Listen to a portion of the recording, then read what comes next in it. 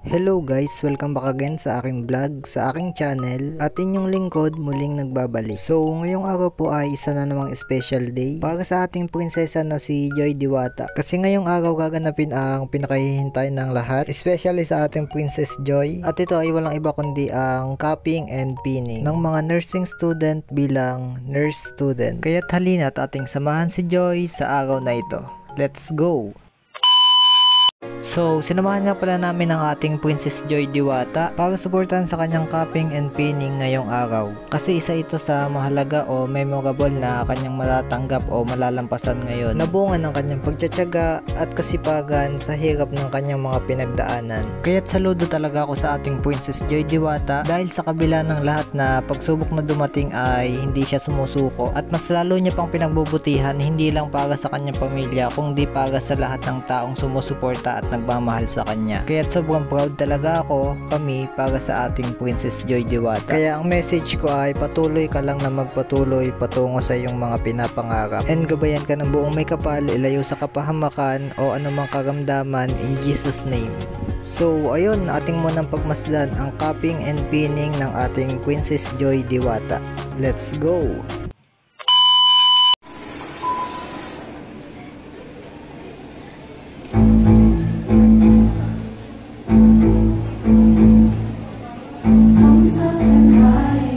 Everyone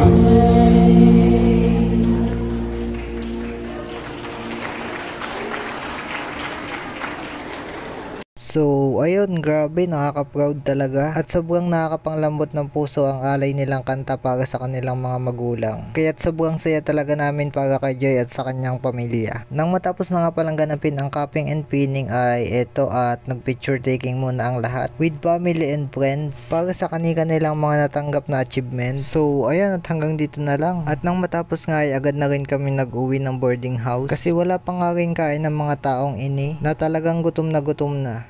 A few moments later. So ayan, at nang makauwi na nga pala kami ay sinundo na din namin ng iba naming kasama at naisip namin na sa SM muna kami magkain kasi dito lang may malapit na makakainan at minsan lang din naman kami kumain dito. Kaya't nang makapili na nga pala kami ng kakainan ay agad na rin kami nag-order and ayun, halina't sabayan kami kumain. Let's go!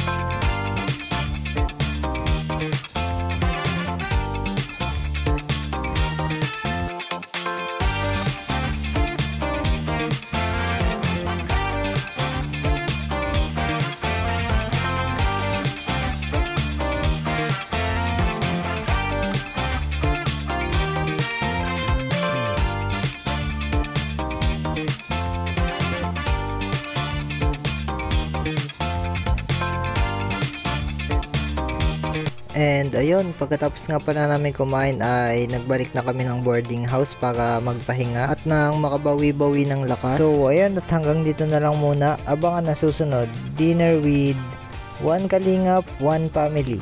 Abangan and thank you for watching. Bye bye!